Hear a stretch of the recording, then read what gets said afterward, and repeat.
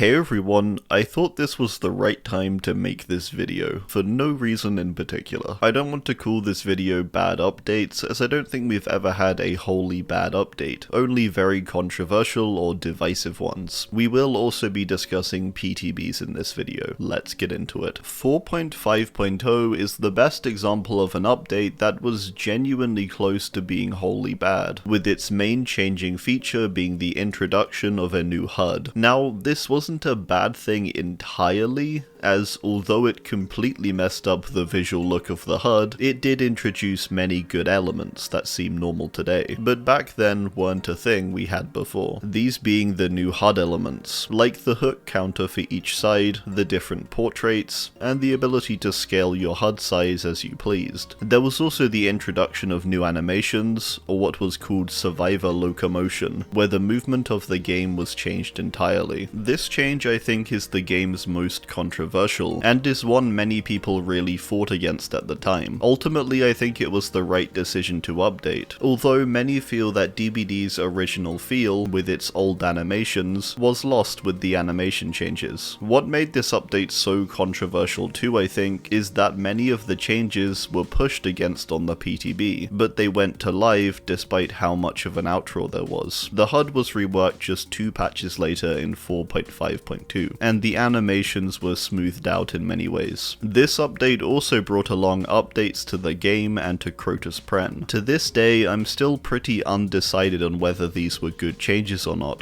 Visuals wise, most definitely, but for gameplay, maps like Father Campbell's Chapel went from being maybe the game's most balanced map into something much worse. This was also the update where Clown's new bottle type was introduced, which for me was the completely wrong direction to be taking his already dull power in when considering a rework. To even this out though, he received a number of good add-on changes. We also got some great improvements to Wraith and Trapper, and lots of stuff was fixed. So even though this update is remembered as one of the worst in DBD history, it definitely brought along some good stuff too. 6.7.0 is our most recent patch, and currently in the PTB phase, so it's very possible it doesn't end up going fully to live, and to be honest, I really hope it doesn't, particularly considering the slower healing element of it. This is the part of this update that is really problematic, I think, as the update overall includes many good changes. This is without a doubt one of the most controversial updates we've had in a long while. There are many good elements of this patch in my opinion, such as switches to the meta, and attempts to try and bring other perks to the forefront. It's no surprise that a significant change to the most used survivor perk for over 6 years is going to cause people to feel unsettled and unsure. I think it's a positive change overall, and will be good in the long run, but I equally understand the kickback on it, because it has been a constant for all these years. The main issue with the patch I wouldn't say is the perk changes, which are largely pretty good,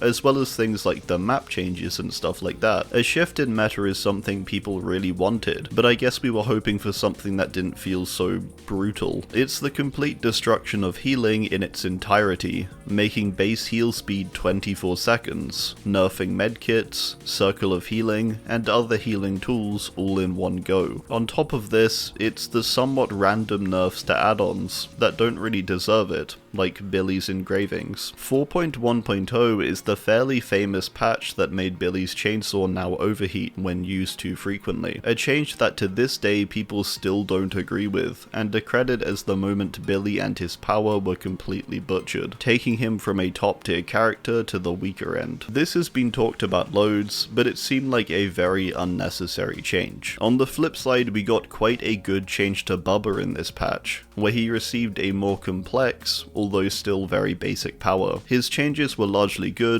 but were overshadowed by lots of dissatisfaction over the Billy changes. The overall patch is actually pretty solid, but it was undoubtedly controversial and still is to this day, because of the changes to Billy. One of the weirdly controversial parts of this chapter, with overheat aside though, was some of the add-on changes. In the PTB version there were some add-ons that caused even more of an uproar, even more than his current ones. There was one that always stuck in my mind, that seemed to attract sparked lots of people to talk about it, which was the Mother's Helpers. This add-on gave the effect of increasing your movement speed by 0.2 meters per second, but only when a flashlight was shining on you. It was one of those things that made a lot of people annoyed with how random this was, and how out of touch it seemed with what people wanted out of add-ons. This was changed in the live release of the update luckily, along with some other strange add-ons. In this update was also a change to auras. Auras became very faint, and almost these skeletal outlines of things. It was quite tonally fitting, which people did admit was a good thing. However, the auras themselves were hard to actually see in gameplay, with perks like barbecue suffering quite a lot. A lot of the time the aura would be so faint, it would actually not be all too visible. This was not really controversial, but it was a weird change, and didn't seem to have been tested prior. In fairness, it was adjusted very quickly, and the change wasn't wholly bad either. It was actually a relatively interesting test, where aura perks became kind of useless for a brief period.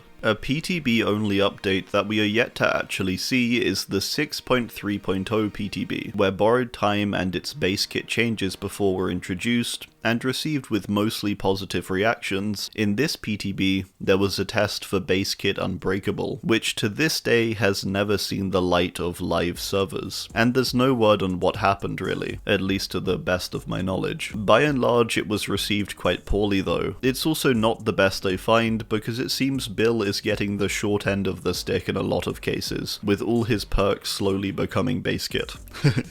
And I could reasonably see them making Left Behind base kit too. The other big thing that was shown off on the PTB was the alteration to Moris, and somewhat of an endgame final cutscene being introduced. Moris were reworked and instead became a game mechanic. The Mori offerings became demands, and gave blood point rewards based on how well you played. The cutscene could be triggered if all survivors entered the dying state. If this happened, a final Mori would play, and the game would instantly end. This could happen regardless of the hook states of survivors. This led to skilled nurse players loading in and ending matches in under a minute, and other crazy things like that. What has happened to these ideas, and whether these will be tested again, maybe in a different way, is unclear, but this is undoubtedly a good thing that these changes never came to live servers. Whilst I think the intent behind them was good, this being an attempt to reduce slugging and its impact on the game, halting people from waiting for minutes on end on the ground when the game could be over. However, it didn't really achieve this without quite substantial side effects, where games could end unfairly, and the concept of everyone having Unbreakable just didn't sit right with lots of people, I think. A much older update that I had never heard about, but someone from my Discord informed me about, was the 1.9.2 update. This is a very old update, and came out in February of 2018. It was controversial because it had some not so great gameplay changes, mixed in with what I believe was the game's first substantial New Year's event, with unique generator and hook looks, as well as cosmetics released. The bad part of this release came in the form of stun changes. Stuns now and prior to this patch required specific timing. You needed to wait until the pickup animation was complete for the stun to be successful, requiring correct timing in order to get the save. This update made it so the stun could be activated at any point within the animation, so you could stun as soon as it started, and the survivor would be dropped, despite it being completely mistimed. This was noted as an issue that had been fixed in the patch too, leading to a lot of confusion, that this was an issue and not an intended feature to begin with. Interestingly, there was a change to borrowed time too, into the state that it's now been in for years, with it apparently prior affecting both the unhooked and the unhooker. However, it would work only once. I never knew it did that, but I could understand there being some debate over that change too. In fairness, the stun changes only lasted 4 days, before patch 1.9.2b, where the changes were reverted. Undoubtedly though, a truly controversial patch. Alright, well, that's gonna do it. Was there a patch or update I missed that's worth mentioning? Let me know down below. Thanks, and goodbye.